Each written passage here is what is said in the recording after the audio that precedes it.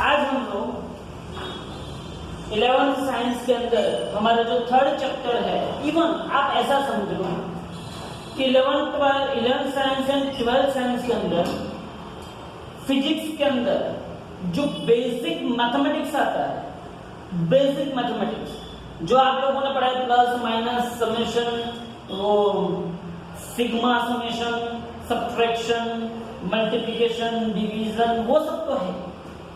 लेकिन एक ऐसा मैंने आगे जो करवाया था, डिफरेंशिएशन वाला जो कॉन्सेप्ट मैंने करवाया था, वैसा ही एक इंटीग्रेशन वाला कॉन्सेप्ट है। जैसे आप लोगों ने डिफरेंशिएशन पढ़ा, वैसे ही आप लोगों को इंटीग्रेशन पढ़ना है। लेकिन इंटीग्रेशन है क्या, ये इंटीग्रेशन रियलिटी में देखने जाओ तो एक मैथमेटिकल कंसेप्ट है। उस मैथमेटिकल कंसेप्ट को क्यों बनाया गया है कि फिजिक्स की जो भी इवेंट्स बन रही है, फिजिक्स की जो भी अलग अलग घटनाएं बन रही है, उन घटनाओं को रिप्रेजेंट करने के लिए, उनको समझाने के लिए, उनका कोई इजी वे से एनालिसिस करने के लिए हमको क्या बनाना पड़ा, इंटीग्रेशन बनाना पड़ा। तो ये जो इंटीग्रेशन है, it is one type of summation. See, आप लोगों ने समेशन देखा, आप लोगों ने एडिशन देखा, आप लोग इतना करते थे। तो मैं इससे पहले तो मैं आपको बता दूं कि आज का जो टॉपिक है वो इंटीग्रेशन के ऊपर है। जो मेजोरिटी सभी बच्चों को बहुत प्रॉब्लम होती है, बहुत दिक्कत होती है इंटीग्रेशन के अंदर। तो ये आप लोग देखो कि इंटीग्रेशन में कहना क्या चाहते हैं। तो सुनो मेरी बात, आप लोगों ने बचपन से ऐसा करते आए हो, 2+3, पहले आपको बचपन में ये सिखाया गया था कि भाई 2+3 करो, 1 2 1 2 3 1 2 3 4 5, ये आप लोग 2+3 करो। वेरी गुड, ये आपका नॉर्मल एडिशन था। फिर क्या हुआ, फिर आप लोग जब थोड़े से बड़े हुए 9th 10th में आए, तब आप लोगों को शायद कहीं पे ये 2+3 मतलब ये दो क्वांटिटी का हमने एडिशन किया। 10 आया तो हम 10 भी कर सकते, 20 आया तो हम 20 भी कर सकते। लेकिन कभी ऐसा भी आ सकता है कि भाई x का स्क्वायर है, क्या है, x का स्क्वायर का एडिशन करना है। पहले x = 1 रखना है, फिर x = 2 रखना है, फिर x = 3 रखना है, फिर x = 4 रखना है, फिर x = 5 रखना है, फिर x = 6, ऐसा 10 तक करना है। तो आपको क्या करना पड़ेगा, तो उसके लिए जब लार्ज अमाउंट ऑफ डेटा थे और उसका डिस्क्रीट डेटा थे, तो उसका समेशन करने के लिए हम लोगों ने सिग्मा समेशन यूज किया था। ये आपको याद होगा, क्या यूज किया था हम लोगों ने, सिग्मा समेशन। तो उसके ऊपर हम क्या लगा देते थे, सिग्मा x² n = कहां से, या तो x = हम कहां से लेते थे, 1 से x = 10 तक 20 तक, कहीं पे भी हम इस सिग्मा समेशन लगाते।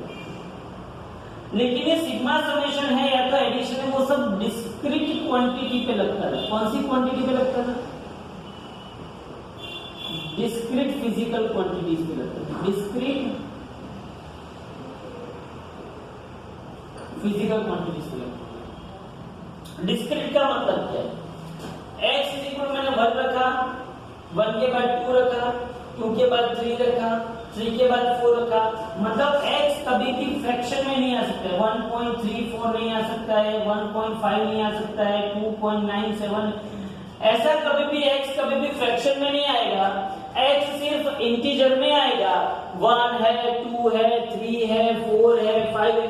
मतलब जब इंटीजर नंबर, डिस्क्रीट नंबर की अगर आप बात करें, कौन से नंबर की बात करें, डिस्क्रीट नंबर की जब आप बात करते हो, तो हम लोग क्या यूज करते थे, सिग्मा समेशन यूज करते थे। लेकिन फिर कुछ ऐसा मुझे पता चला,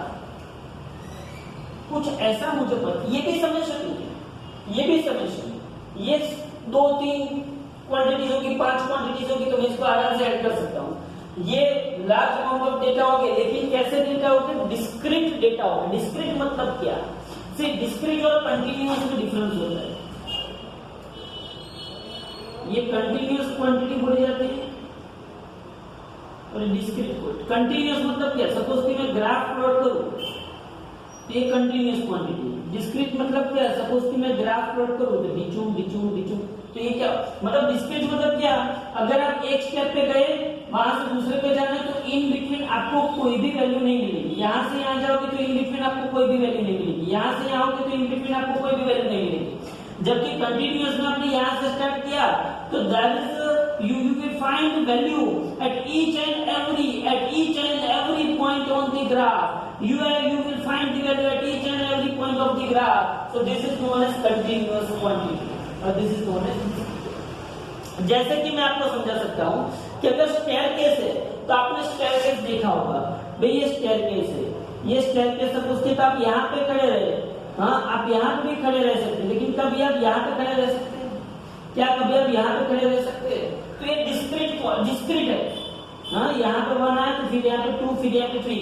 कभी किसी ने ऐसा बोला कि मैं 2.5 स्टेप चढ़ के आया, मैं 3.5 स्टेप चढ़ के आया, ऐसा कभी किसी ने बोला है? नहीं बोला है। तो वहां पे डिस्क्रीटनेस आती है अलग। तो सीधी सी बात है, मैं आपको दूसरा भी एग्जांपल दे सकता हूँ। हमारे क्लास में सब लोग बैठे हुए हैं तो हम लोग सबके हेड गिन सकते हैं कि ये 1 बंदा है, ये 2 बंदा है, ये 3 है, ये 4 है, ये 5 है। क्या कभी किसी ने ऐसा बोला कि यहाँ पे मेरे क्लास में 10.5 बच्चे बैठे हुए हैं? क्या कभी किसी ने ऐसा बोला कि मैरिज फंक्शन में आप बोलो मैरिज फंक्शन में मुझे ऐसा कोई बोलता है कि मेरे को मैरिज फंक्शन में 255.394 पर्सन चाहिए? ऐसा कभी कोई बोलता है?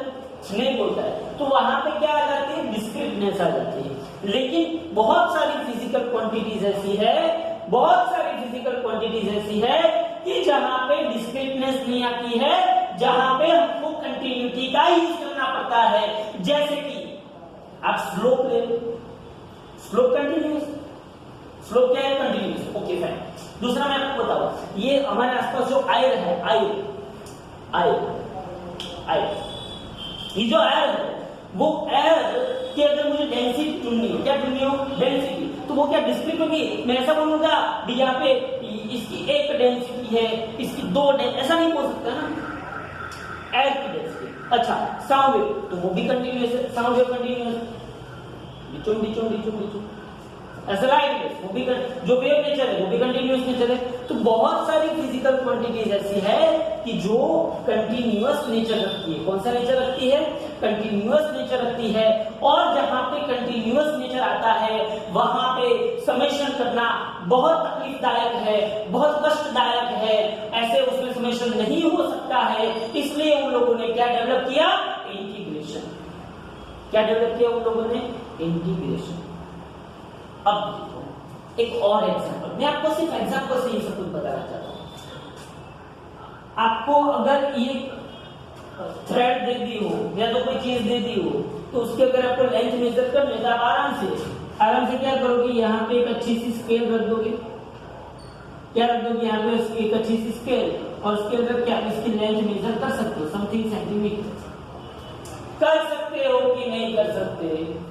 कर सकते। लेकिन अगर किसी ने आपको ऐसी शेप वाली थ्रेड दे दी या तो कोई ऐसे शेप वाला ऑब्जेक्ट दे दिया और आपको ऐसा बोला कि ऐसे शेप वाला एक ऑब्जेक्ट है, इसकी अगर आपको लेंथ मेजर करनी है तो आप क्या करें?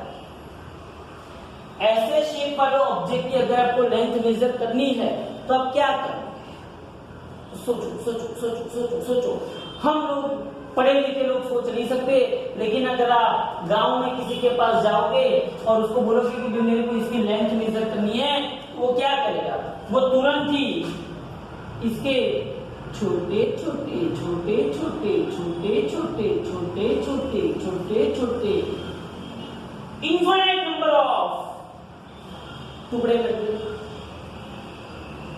अब ये जो छोटे छोटे पार्ट्स किए, छोटे छोटे पार्ट्स क्यों किए? पहली बात ये, क्योंकि मेरे पास लेंथ मेजर करने के लिए सिर्फ एक ही इंस्ट्रूमेंट है और वो है स्केल, जो कि लीनियर है, स्ट्रेट है। तो मैंने क्या किया, ये जो थ्रेड है उसके जब मैं छोटे छोटे पार्ट करूंगा तो हर छोटा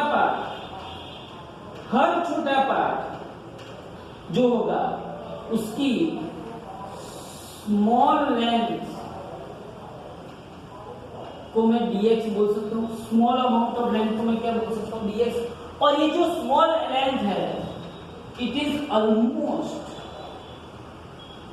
almost equal to straight line. So we can measure it by our, ये जो छोटे पार्ट्स है वो सभी छोटे पार्ट्स जो है उसका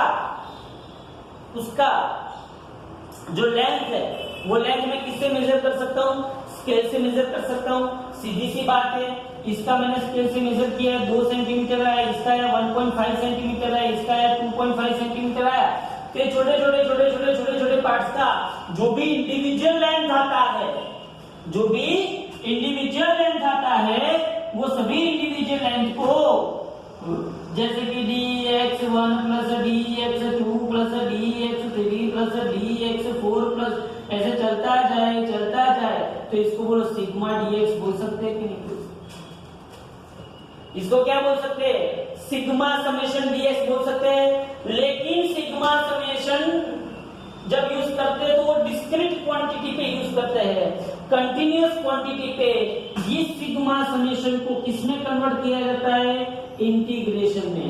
so this is the operator of integration dx, और ये जो इंटीग्रेशन है मतलब सिग्मा समेशन इंटीग्रेशन में कन्वर्ट हो गया। तो ये जो इंटीग्रेशन dx है उसके अंदर में जिसका मुझे इंटीग्रेशन करना है, integration dx is nothing but operator. इस सांप को, ये जो सांप है, इस सांप को हम क्या बोलते हैं, इंटीग्रेशन बोलते हैं।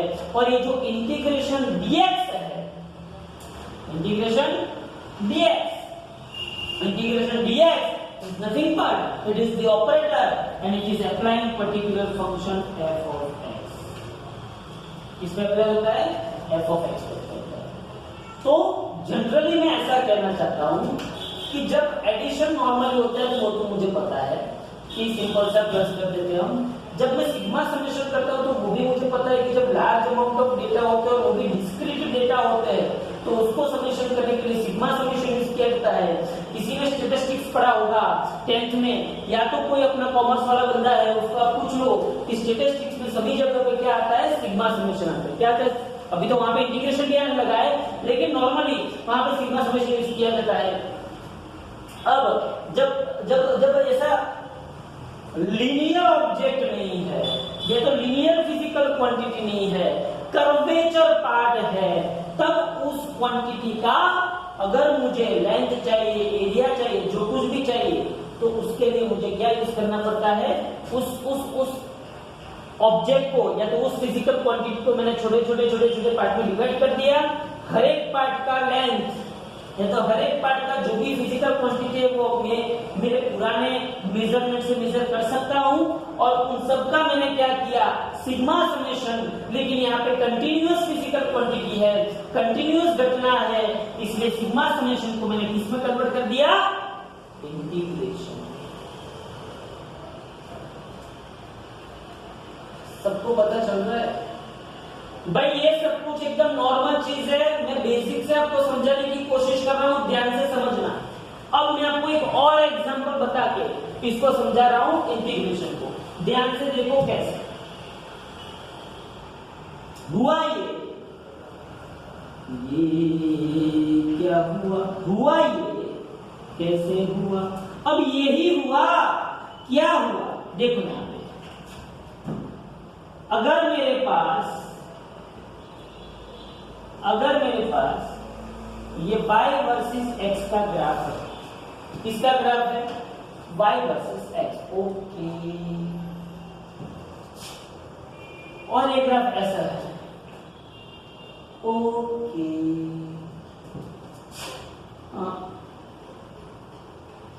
ओके चलो, अब मुझे क्या चाहिए, इस ग्राफ के अंडर में, इस ग्राफ ने कितना एरिया कवर किया, क्या कवर किया, क्या कवर किया, कितना एरिया, ध्यान से देखना, इस ग्राफ ने कितना एरिया कवर किया वो मुझे चाहिए।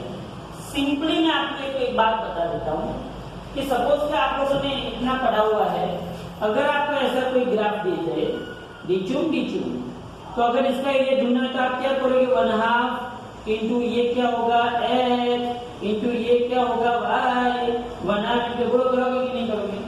अगर आपको ऐसा कोई ग्राफ दे जाए डिचूम डिचूम, तो आप ये क्या करोगे h, आपको ये क्या करोगे y, तो x इंटू y होगा कि नहीं। अगर आपको कोई एक ग्राफ दे जाए डिचूम डिचूम और आपको यहाँ पे रेडियस दिया जाए, तो आप इसका एरिया पाई आर स्क्वायर करोगे कि नहीं करोगे। ये सब आपके पास ये नोवन फिजिकल क्वांटिटी, मतलब नोवन डायग्राम्स है, मतलब नोवन शेप्स है, जिसका एरिया आराम से फाइंड आउट कर सकते हो। इसका एरिया फाइंड आउट करने के लिए x कंपोनेंट और y कंपोनेंट का क्या करना होता है, अल्टीमेटली मल्टीप्लिकेशन करना होता है। लेकिन ये सब तो फाइनाइट, मतलब ये सब तो डिफाइंड पहले से इन सबको डिफाइन किया गया है कि इसका एरिया आराम से फाइंड आउट हो जाए। लेकिन ऐसा अगर आपको शेप दिया है और इसका अगर आपको एरिया फाइंड आउट करना है, तो आप कैसे, सोच सोच सोच सोच सोच सोच, तो सोच। मैं क्या करता हूं, मैं इसको छोटे से पार्ट में इसको डिवाइड कर दूं। अब मैं जब इसको छोटे से पार्ट में डिवाइड करता हूं और इतने से पार्ट को मैंने बोल दिया dx1, x एक्सिस पे ना, इसको मैंने क्या बोल दिया dx1, और उसके कोरिस्पोंडिंग ये क्या होगा y1 होगा। सिमिलरली यहां पे मैं एक छोटा सा पार्ट कंसीडर करता हूं, समझना ध्यान से, ये y रियलिटी में क्या है, अभी भी और भी इसको माइन्यूट बताता हूं। देखो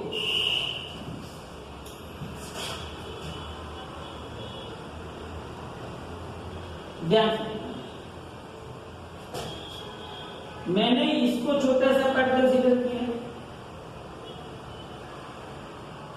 अब ध्यान से देखो, ये क्या हुआ, रेक्टेंगल हुआ, इसका तो मुझे एरिया मिल जाएगा, लेकिन ये जो स्पेस बाकी बची उसका एरिया मुझे मिलेगा नहीं। सिमिलरली यहाँ पे भी एक स्मॉल स्पेस बाकी बची, उसका एरिया भी मुझे मिलेगा नहीं, लेकिन मुझे इसका एरिया मिल जाएगा। इसको मैं बोलूंगा dx2 और यहाँ पे मुझे क्या मिलेगा y2। सिमिलरली यहाँ पे अगर किसी ने बोला तो इसका मैं छोटा सा एरिया ले लूंगा, इसका मैं छोटा सा एरिया ले होगा dx3 और यहाँ पे क्या मिल जाएगा मुझे y3। थोड़ा समझ में आ रहा है?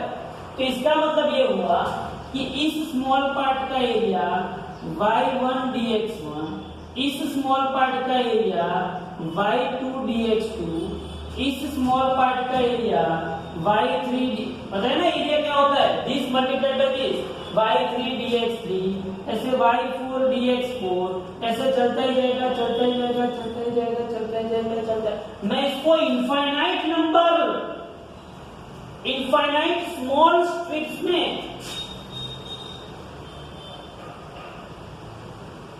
इनफाइनाइट स्मॉल स्ट्रिप्स में मैं इसको डिवाइड कर सकता हूं। अब इन सब का अगर मैं प्लस प्लस प्लस प्लस करता जाऊं तो क्या मुझे टोटल एरिया मिलेगा कि नहीं मिलेगा? क्या मुझे इसका टोटल एरिया मिलेगा कि नहीं मिलेगा? हाँ, लेकिन इसको मैं क्या लिख सकता हूं, इसको मैं लिख सकता हूं area is equal to sigma summation yi dxi where I is equal to 1 to n। क्या मैं ऐसा लिख सकता हूं? अगर मैंने i की जगह पे 1 रखा तो y1 dx1 ये आया, फिर सिग्मा समेशन मतलब प्लस i की जगह पे +1 बढ़ा के 2 रखूं तो y2 dx2 आया, फिर वापस प्लस y3 dx3, फिर वापस प्लस। बोले ये हो सकता है कि नहीं हो सकता है? लेकिन यहाँ पे आप बोलोगे कि भाई सर ये तो पता था हमको, आप क्या नई बात कर रहे हो, ये तो हमको पता था सिग्मा समेशन, ये तो हमको आता है भाई, बहुत इजी है। लेकिन यहाँ पे आप देखो, यहाँ पे गलती हमारी क्या हो रही है, क्या इससे आपको इसका परफेक्ट एरिया मिलेगा? क्या आपको परफेक्ट एरिया मिलेगा? नहीं मिलेगा। क्यों नहीं मिलेगा? क्योंकि आप जो भी स्ट्रिप्स लेते हो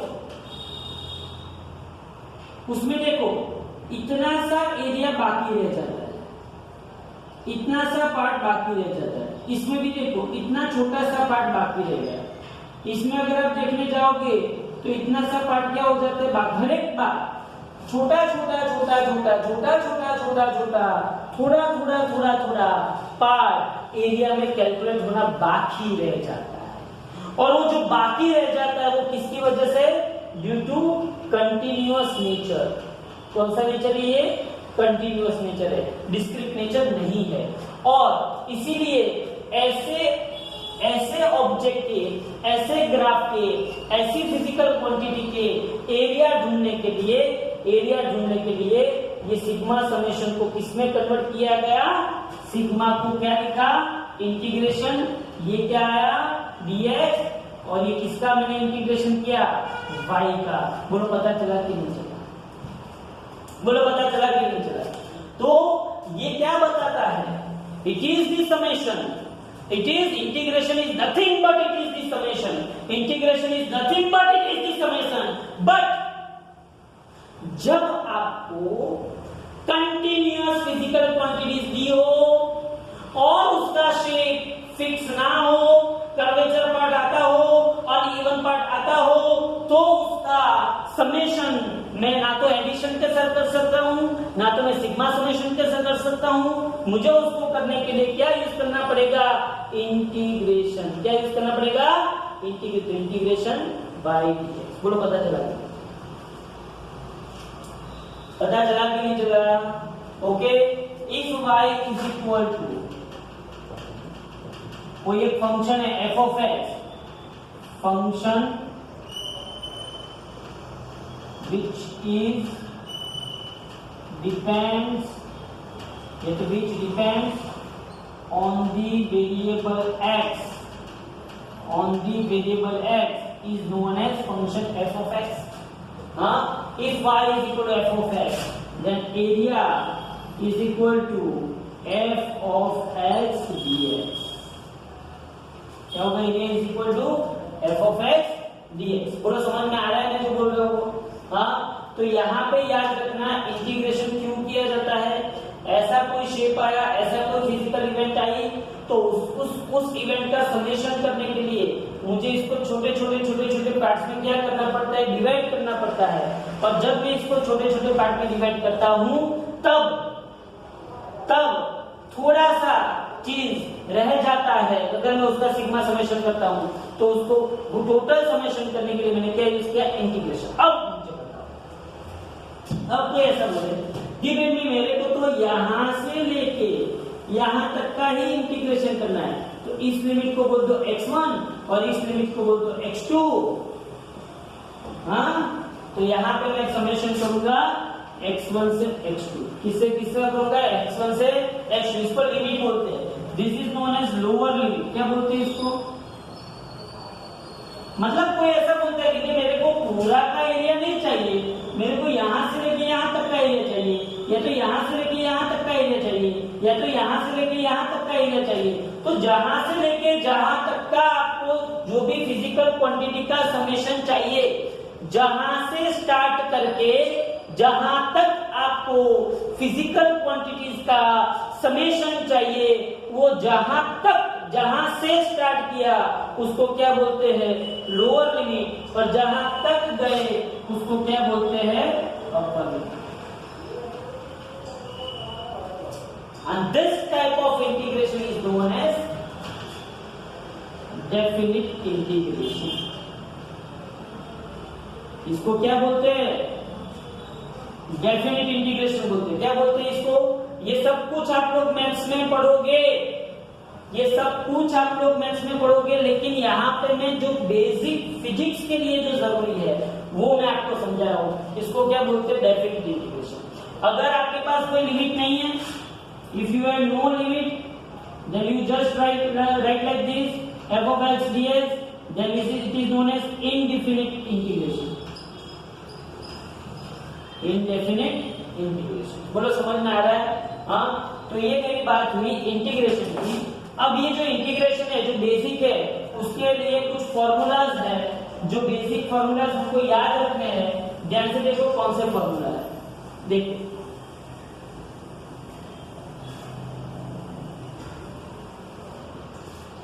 ये आपको समझ में आ जाना चाहिए, प्लीज समझ लो इसको अच्छी तरीके से रिवाइंड कर करके देखो।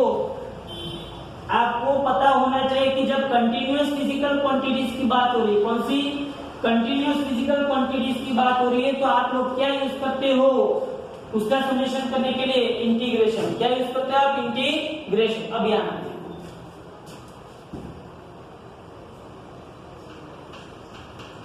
Basic formula for integration.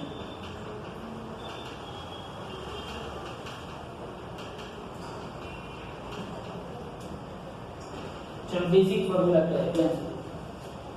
Basic formula ये है कि integration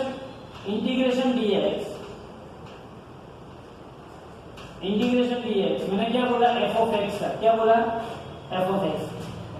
if f of x is equal to x raise to n, तो integration x raise to n dx is equal to x raise to n plus one upon n plus one. अगर indefinite integration है तो यहाँ पे constant क्या आएगा? सी। वो आपको मैथ्स में समझाएंगे, लेकिन फिजिक्स में अभी आपको उसका कोई काम नहीं है। तो x raise to n dx, x raise to n dx is equal to x raise to n plus one upon n plus one. अब आप एक काम करो, एन की जगह पे जीरो रखो, तो x raise to zero into dx. X raise to zero dx मतलब एक्स रेज टू जीरो मतलब वन डीएक्स। चलो एक्स रेज टू जीरो का एक्स रेज टू जीरो मतलब वन होता है ना, तो एक्स रेज टू जीरो का इंटीग्रेशन करो तो एक्स रेज टू ये क्या है? Zero plus one upon zero plus one आ गया। देखो एन की जगह पे जीरो रखो तो zero plus one upon zero plus one, तो क्या है आपके पास? एच। इसका मतलब ये हुआ कि वन डीएक्स का इंटीग्रेशन क्या होगा? एक्स। क्या होगा वन डीएक्स का इंटीग्रेशन? एक्स। अगर मैं n is equal to one रखता हूँ, क्या रखता हूँ मैं? n is equal to one, तो देखो यहाँ पे ये n की जगह पे वन मतलब x raise to one dx, x raise to one dx. तो इसका इंटीग्रेशन क्या होगा? x raise to one dx, तो x raise to one plus one upon one plus one, तो x raise to one plus one upon one plus one, तो आपके पास answer आएगा x raise to one dx का क्या आएगा? X square by two. क्या आएगा आपके पास answer? X square by to. अगर आपके पास n इज इक्वल टू 2 है तो x raise to 2 dx, x raise to 2 dx, see x raise to n dx is equal to x raise to n plus one upon n plus one.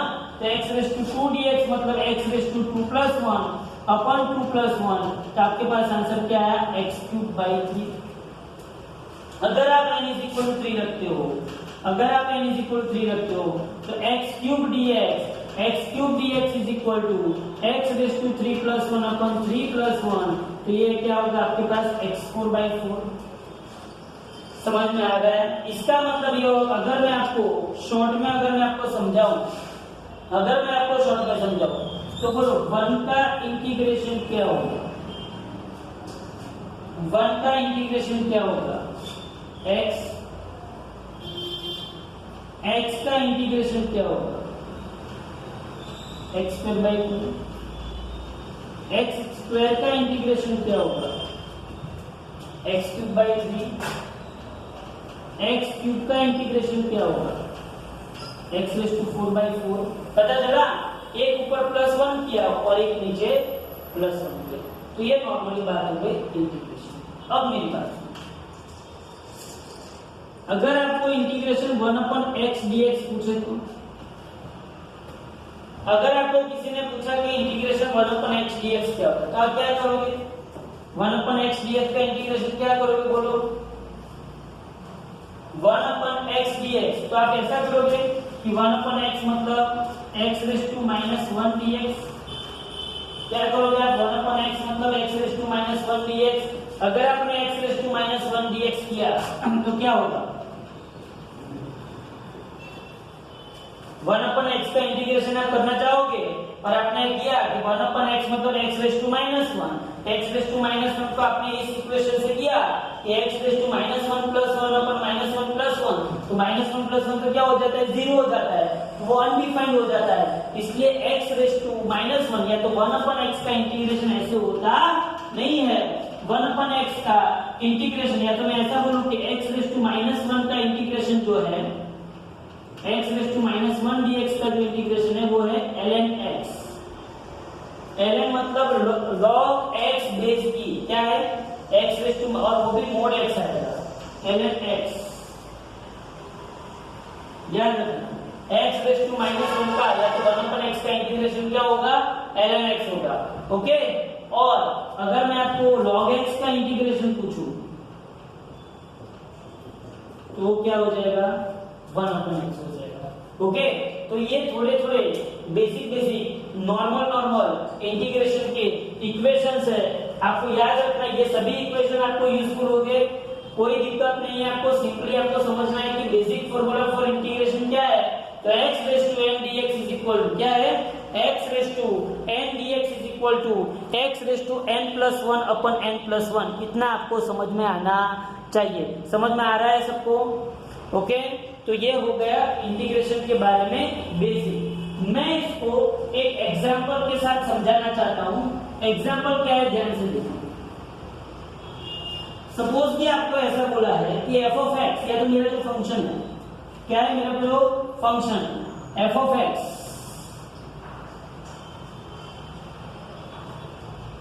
f of x क्या है? ध्यान से चलो, मेरे पास मेरा एक फंक्शन है f of x है x³ -2x² + x + 5, ऐसा मेरा फंक्शन है। और उसने ऐसा बोला है कि इसकी लोअर लिमिट जो है वो हर बार लिखेंगे नहीं लोअर लिमिट, लेकिन x1 आपको देंगे 2 और अपर लिमिट आपको दी होगी, x2 आपको देंगे 4 सपोज। हाँ, तो आपको इसका इंटीग्रेशन ढूंढना है। तो कैसे आप करोगे? ध्यान से देखना। इसको आप कैसे सोल्व करोगे? जब आपको कोई ऐसा फंक्शन दिया जाए और ऐसा पूछे कि आप इसका इंटीग्रेशन करके इसका आंसर लाइए, तो आप कैसे लाओगे? ध्यान से देखो ना। Integration f of x dx, integration. चलो, f of x की जगह पे क्या रखोगे? x³ -2x² + x + 5, ये f of x की जगह पे रखा और ये क्या आ गया? dx। फिर से बोल रहा हूं, f of x की जगह पे आप क्या रखोगे? f of x की जगह पे आप जो आपको दिया हुआ है क्वांटिटी, वो क्वांटिटी आपने रख दी। f of x की जगह पे आपने जो आपको क्वांटिटी दी है, क्या क्वांटिटी दी है आपको?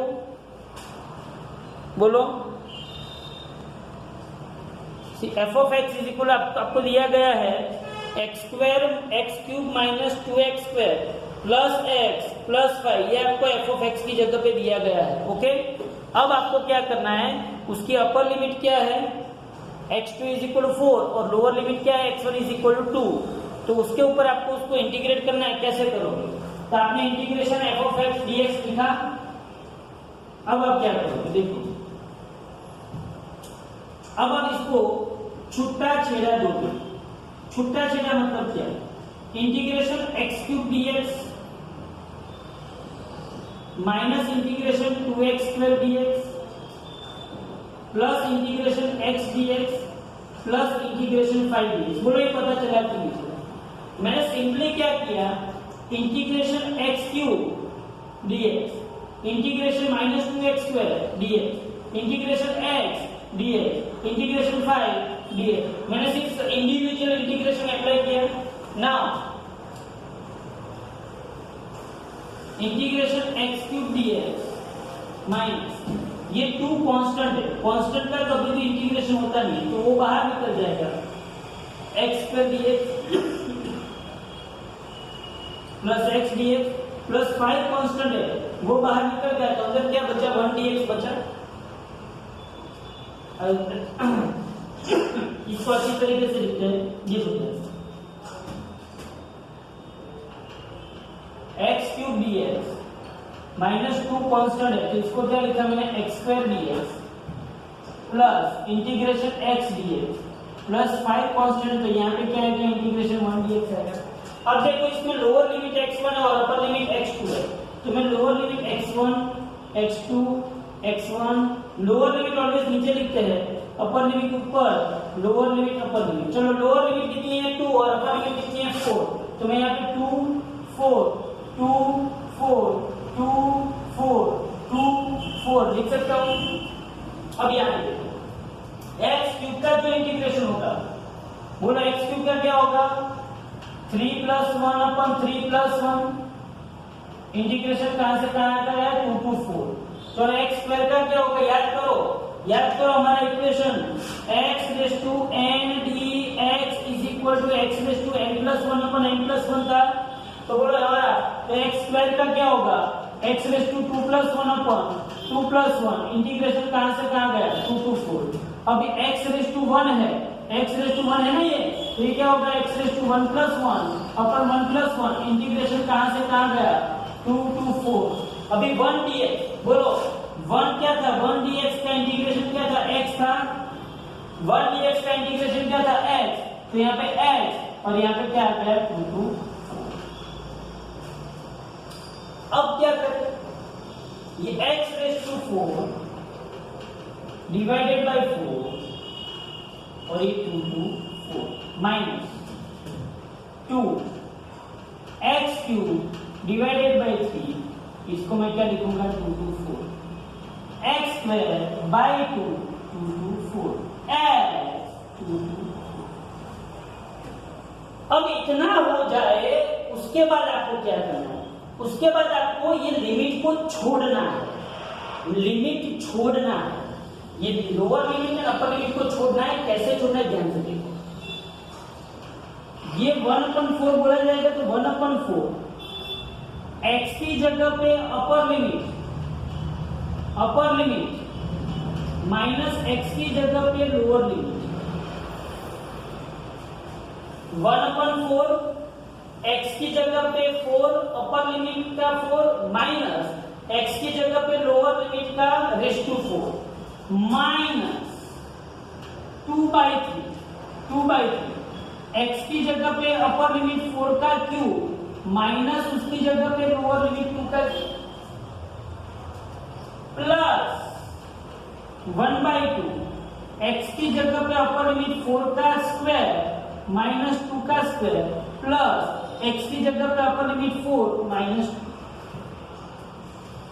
सिंपल, x की जगह पे अपर लिमिट जो है वो 4 और उसका जो एक्सपोनेंट जो होगा वो एज इट इज रखने का, माइनस करके लोअर लिमिट रखने का, माइनस x की जगह पे लोअर लिमिट 2 और उसका 4 माइनस 2/3, x की जगह पे अपर लिमिट 4 का क्यूब माइनस 2, ऐसे आ गया। अब बोलो 4/4 256 माइनस 2 का 4 16 2/3 4 का क्यूब 4 4 जा 4 का क्यूब समझ में आता है ना, 4 मल्टीप्लाइड बाय 4 मल्टीप्लाइड बाय 4 का क्यूब 4 जा 16 63 जा जैसे आपने 4 का 4 सही किया, 4 का 4 समझ में आता है ना, 4 multiplied by 4 multiplied by 4 multiplied 4 जा 16 4 जा 16 क्या होता है 256, 4 का क्यूब क्या होगा 4 into 4 into 4 4 जा 16 4 जा 64 तो 64 minus 8 plus 1/2 16 minus 4 plus 2 इसका जो आंसर आता है वो लिख देंगे। तो ये नॉर्मल एक मैंने आपको एप्लीकेशन बनाई, ये इंटीग्रेशन को समझने के लिए उसको हम कैसे अप्लाई करते हैं, कैसे उसको हम कैलकुलेट करते हैं। यही चीज आपको बार बार फिजिक्स के अंदर बहुत सारी ऐसी घटना है जो इसमें ऐसी सब चीज आएगी, तो आपको उसको ध्यान से अच्छी तरीके से सॉल्व करना है, इसकी प्रैक्टिस करनी पड़ेगी, ऐसा नहीं आएगा। You have to do practice बहुत अच्छी तरीके से। आप जितना बोलोगे उतना मैं आपको इसके न्यूमेरिकल्स दूंगा, लेकिन अच्छे से प्रैक्टिस करना, तभी आपको ये आएगा। ओके, तो ये था basic introduction of integration. Thank you very much, keep watching.